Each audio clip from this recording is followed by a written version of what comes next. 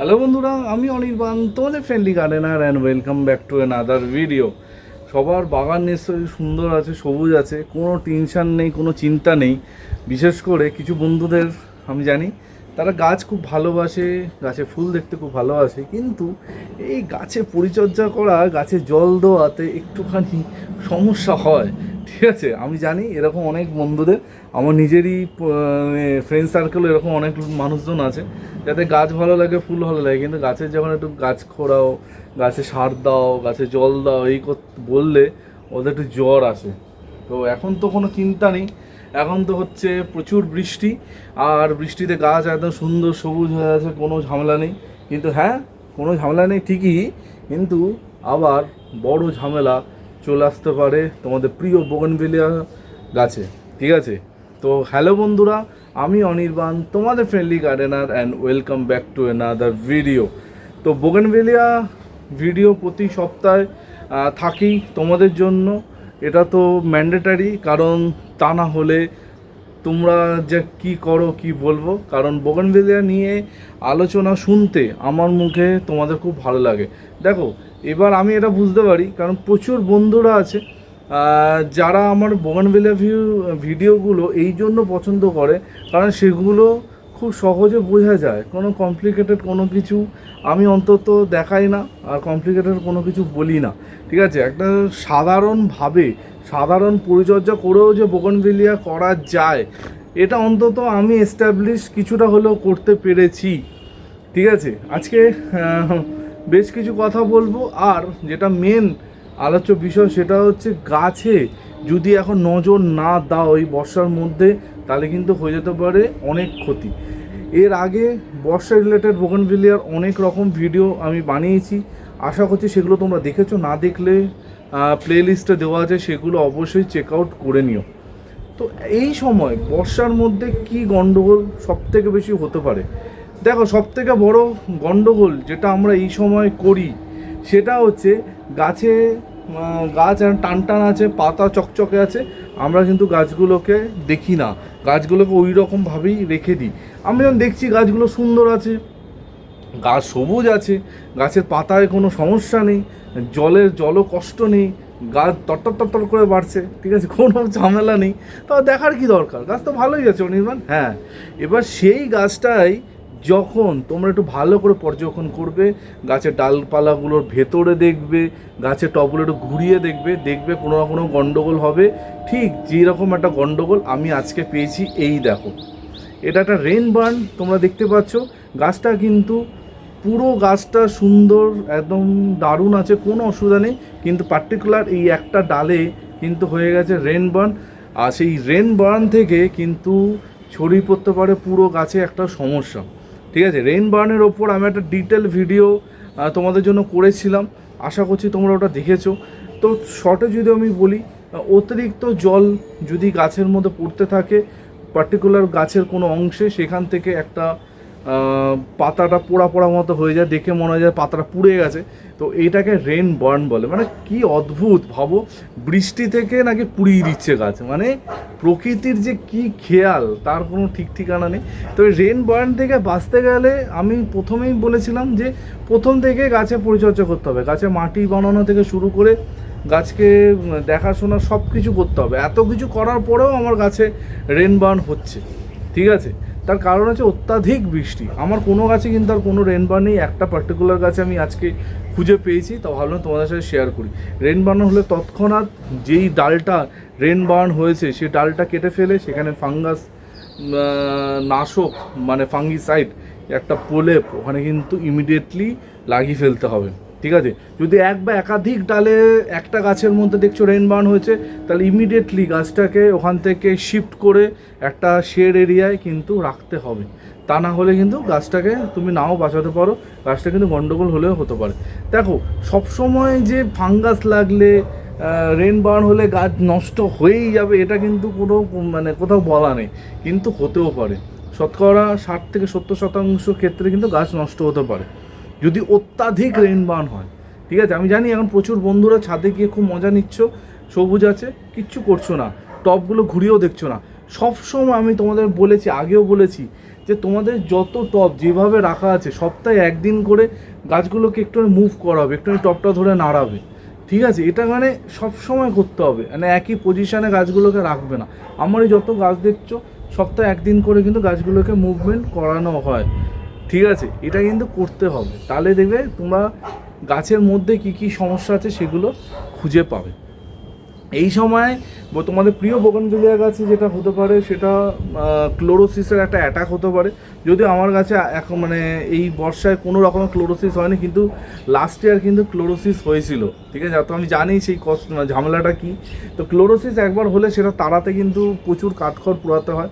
আমি সবসময় তোমাদের এর আগেও বলেছি যে ক্লোরোসিস থেকে বাঁচার একটা সবথেকে ভালো উপায় হচ্ছে যেগুলো সেন্সিটিভ ভ্যারাইটির বোগানভিলিয়া আছে সেই বোগানভিলিয়াগুলোকে সেমি শেড বা শেড এরিয়ায় শিফট করো এই বর্ষা চলাকালীন, বা তোমরা এমন জায়গায় রাখলে উপরে একটা গ্রিন নেট দিয়ে দিলে তার নিচে গাছগুলো রাখলে, ঠিক আছে? যেগুলো সেন্সিটিভ ভ্যারাইটি আছে সেগুলো, যদিও অনেকে বলে মহারানী অ্যাডান্না সেন্সিটিভ, ঠিক আছে, কিন্তু আমার তো ডাইরেক্ট বৃষ্টির জলের মধ্যে বসে আছে, কিচ্ছু হয়নি। এবার ডিপেন্ড করছে তুমি গাছটাকে কীরকম ট্রিটমেন্ট করছো, তুমি গাছটার সাথে কীরকমভাবে মিশছো তার উপর কিন্তু নির্ভর করে, ঠিক আছে? তো আমি তোমাদের বলবো গাছ যখনই কোনো নার্সারি থেকে কিনবে সেই নার্সারি থেকে প্রপার গাছটা ডেসক্রিপশান জানো। আমি একটা জিনিস মানে বুঝি না, তোমরা নার্সারি থেকে কেন প্রশ্ন করো না? নার্সারি থেকে যাও, গিয়ে গাছটা কিনে চলে আসো। আরে বাবা, ওদের যখন তুমি পে করছো, ওদের থেকে গাছটা কিনছো, ওরা বাউন্ড তোমাকে উত্তর দিতে, ঠিক আছে? যে এই গাছটা সেন্সিটিভ কি সেন্সিটিভ না, এই গাছটা জল বেশি পছন্দ কম পছন্দ, গাছটা কী খাবে, গাছের জন্য মাটি কী বানাবো, ঠিক আছে? এইগুলো তোমার জিজ্ঞেস করা তোমার অধিকার আছে। কিন্তু তোমরা অধিকাংশ মানুষ মানে 90% মানুষ কোনো নার্সারি থেকে কিচ্ছু জিজ্ঞেস করো না, শুধু গাছটা নিয়ে এসে বাড়িতে চলে আসো, ঠিক আছে? হ্যাঁ, এখন দেখো, এখন তোমাদের সাহায্য করার জন্য প্রচুর বন্ধুরা সোশ্যাল মিডিয়াতে কন্টেন্ট তৈরি করছে, যার মধ্যে অনির্বাণও আছে, আমরা তো আছি। কিন্তু যেখান থেকে তুমি পারচেস করছো সেখানে তো প্রশ্নটা করবে যে এটা কি সেন্সিটিভ ভ্যারাইটি, এটা কি ভ্যারাইটি, একে কি জল বেশি পছন্দ, একে কি আমি বাইরে রাখতে পারবো, বেশি সানলাইটে কি গাছের ক্ষতি হতে পারে? এই ধরনের প্রশ্নগুলো তোমরা কেন করো না, কেন করো না আমাকে বলো, ঠিক আছে? অবশ্যই নেক্সট টাইম যখন নার্সারি থেকে কোনো বোগানভিলিয়া কিনবে তো অবশ্যই জিজ্ঞেস করবে। এমন অনেক নার্সারি আছে যারা বোগানভিলিয়া গাছ বিক্রি করে কিন্তু অর্ধেক বোগানভিলিয়ার ব্যাপারে জানেই না, ঠিক আছে? আমি সবাইকে কিন্তু বলছি না, কেউ কেউ আমি নিজের চোখে দেখেছি বলেই বলছি, ঠিক আছে? তুমি বেশি প্রশ্ন করলে ওরা উত্তর দিতেই পারবে না। কিন্তু প্রচুর এখন নার্সারি আছে যারা বোগানভিলিয়া রিলেটেড নার্সারি তৈরি হয়েছে, মানে যারা বোগানভিলিয়া নিয়ে প্রচুর কাজকর্ম করছে। তো সেখান থেকে যদি গাছ নাও ডেফিনেটলি গাছ সম্বন্ধে জিজ্ঞেস করো। আমি বলবো যেগুলো তোমার মনে হচ্ছে সেন্সিটিভ গাছ, নতুন বসিয়েছো 1 মাস 1.5 মাস বা রিসেন্ট বসিয়েছো, বর্ষার আগে বসিয়েছো, সেই সব গাছ শেড এরিয়ায় রাখো। এই বৃষ্টির মধ্যে বেশি জল খাইও না, গাছ কিন্তু নষ্ট হতে পারে। তোমাদের যে ভেরিগেটেড পাতার যে গাছগুলো আছে আমি আগেও বলেছি, সেই ভেরিগেটেড গাছগুলোকে শেড এরিয়ায় রাখো, গণ্ডগোল হতে পারে, ঠিক আছে? তো যেটা বলছিলাম ক্লোরোসিসের ব্যাপারে, ক্লোরোসিস মানে হয়ে গেলে তো সেটা থেকে বের করার উপায় এর আগে আমি বহুবার বলেছি, অ্যাপসাম সল্ট গাছে প্রয়োগ করো, গাছটাকে শেড এরিয়ায় রাখো, ঠিক আছে? আস্তে আস্তে ক্লোরোসিসটা ঠিক হবে। মানে একবার অ্যাপসাম সল্ট দিলাম মানে ঠিক হয়ে যাবে এটা কিন্তু না, ঠিক আছে? অনেকে যেটা গন্ডগোল করে, ক্লোরোসিস হওয়া অবস্থাতে গাছে প্রচুর রকমের খাবার দাবার দেয়, এই এনপিকে স্প্রে করে দিচ্ছে, এই গাছের গোড়ায় খাবার দিয়ে দিচ্ছে, সব গাছে দিচ্ছে, ওকেও দিয়ে দিচ্ছে, এরকম করলে কিন্তু হবে না।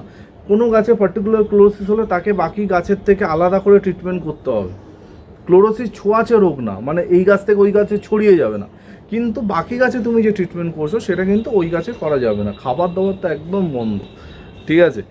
তো বর্ষায় গাছ খুব সুন্দর আছে, গাছ হ্যাপি আছে, সব ভালো, কিন্তু গাছকে পর্যবেক্ষণের মধ্যে প্রতিদিন রাখতে হবে, প্রতিদিন গাছগুলোকে দেখতে হবে যে কোনো ডাল গন্ডগোল হয়েছে নাকি। দেখো অনেক জোরে বৃষ্টি হচ্ছে, যখন মাঝে মাঝে বৃষ্টি হচ্ছে একদম হুড়মুড় করে বৃষ্টি হচ্ছে, ফলে কী হচ্ছে সেই বৃষ্টির জলে ভার অনেক ডাল নিতে পারছে না, ডাল ভেঙে যাচ্ছে। এবার কি হচ্ছে, ধরো ডগা থেকে ডালটা ভেঙেছে, পুরোটা ভাঙেনি, ধরো 80% ভেঙে 20% জুড়ে আছে, ঠিক আছে?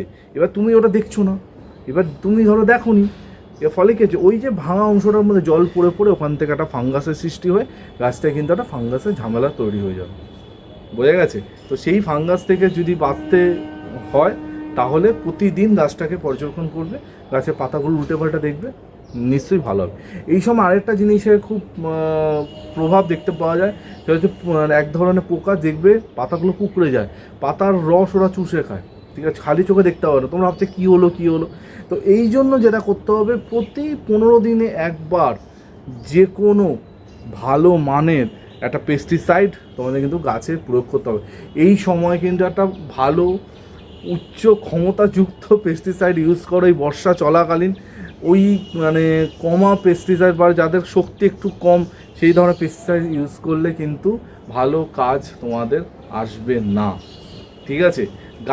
গাছের সাথে যদি থাকো, গাছকে যদি ভালোবাসো, গাছকে যদি ঠিক করে দেখাশোনা করে রাখো, বর্ষা আসুক, তুফান আসুক, ঝড় যাই আসুক, তোমাদের গাছে কিন্তু কোনো ক্ষতি হবে না।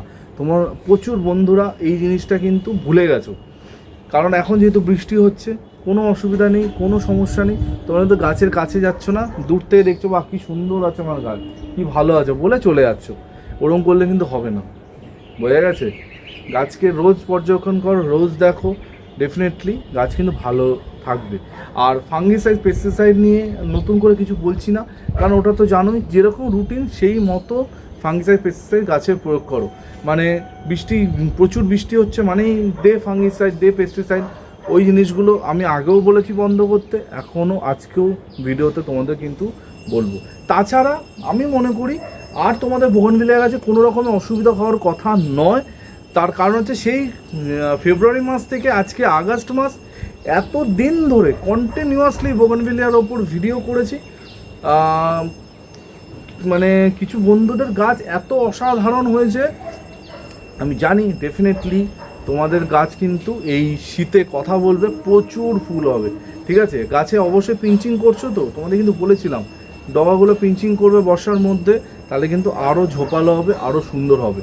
গাছের ডালপালা এখন কেউ কাটতে যেও না, এগুলো তো আমি আগেও তোমাদের বলেছি, আরও একবার রিপিট করে দিলাম, ঠিক আছে। যা হবে বর্ষা চলে যাওয়ার পর আমরা কিন্তু তখন কাটাকাটি ছাটাছাটি করব, ঠিক আছে। ফুল মানে আমার 1,100 বার বলার পরেও প্রচুর বন্ধুরা আমাকে জিজ্ঞেস করে অনেকবার ফুল আসছে না। তো এই সময় ফুল আসবে না, এই বর্ষার সময় ফুল কম আসবে বা আসবে না।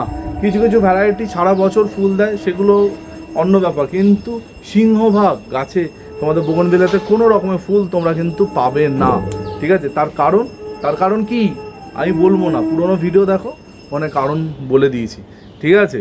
প্রচুর বার বলেছি, মুশকিল আসে না মানে কয়েকশো বার আমি বলে দিয়েছি এই কারণ, ঠিক আছে। আর কিছু বলছি না, গাছকে দেখো, গাছকে যত্ন করো, আর গাছ সবুজ আছে বলে অবহেলা করো না যে হ্যাঁ গাছ সবুজ আছে, ঠিক আছে, এই জিনিসটা একদম করবে না, তাহলেই কিন্তু হয়ে যাবে সবথেকে বড় ঝামেলা। তো চলো, যদি বোগনভিলিয়া রিলেটেড কোনো রকম একটা ছোট্ট প্রশ্ন যদি তোমাদের মনে ঘোরে, আজকেই লিখে ফেলো কমেন্ট সেকশানে, কথা দিচ্ছি নেক্সট বার মুশকিল আসানে তোমাদের প্রশ্নগুলোর উত্তর আমি দিয়ে দেবো, ঠিক আছে। আর আমার সাথে যোগাযোগ করার নাম্বার দেখতে পাচ্ছ, হ্যাঁ, সকাল 10টা থেকে রাত 8টা অবধি ফোন অন থাকে। আমার সাথে ফোনে যোগাযোগ করতে ফোন কল করতে পারো, আর হোয়াটসঅ্যাপ যখন খুশি করতে পারো, ঠিক আছে। তো চলো, আজকে এই পর্যন্ত ছিল। কালকে ঠিক সকাল 11টা অনির্বাণ আবার চলে আসবো নতুন ভিডিওর সাথে। টিল দেন সবাই ভালো থেকো আর সবুজ থেকো, ততক্ষণের জন্য বাই বাই।